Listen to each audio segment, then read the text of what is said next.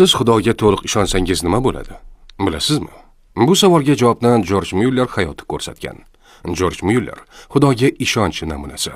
U Angliyada 10 mingdan ortiq yetim bolaga boshpana bergan. Eng hayratlanarlisi, u hech qachon hech kimdan pul so'ramagan. Faqat bitta narsani qilgan. Duo qilib, Xudoga ishonib yashagan. Bir kun ertalab uyg'onishdi.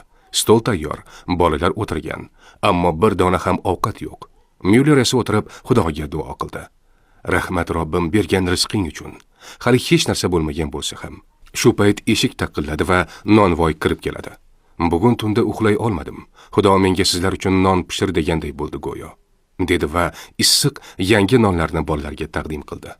Oradan bir soat o'tmay yetimxona yonida bir sut tashuvchi arava buziladi. Buzilgan aravani bolalar tuzatib berishadi va aravakash aytadi: "Baribir aravani tuzatguncha sut yaroqsiz bo'lib qoladi. Oling, sizlarga beraman."